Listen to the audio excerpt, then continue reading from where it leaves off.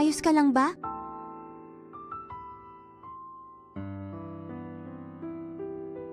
Balikan nating muli. Agad si Seikyocho sa madaling panahon.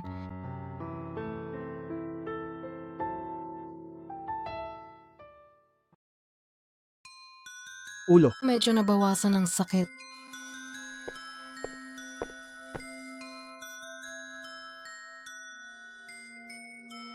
Kaya, Kailangan ko nang pumasok sa paaralan sa lalong madaling panahon. Gusto ko ring makilala sina Akana-san at Kanade-san. Ngayon lang, ano ang pangalan mo? bakit mo naman gugustuhin bumalik doon? Ano ang nangyari? Matagal na rin itong nangyayari. Ano ba ang pinagsasabi mo? Yan ang gusto mo. Ang perpektong kaibigan, ang perpektong mundo. Kaya umuwi na tayo.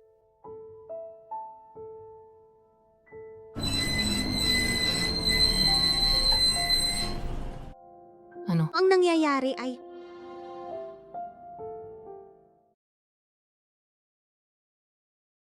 Masaya yan?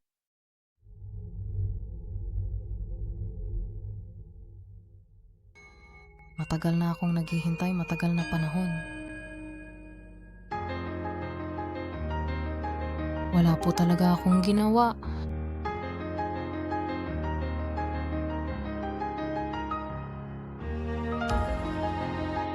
Bakit po ba ako? Kaming dalawa naman po ang nandito ngayon. Harapin mo.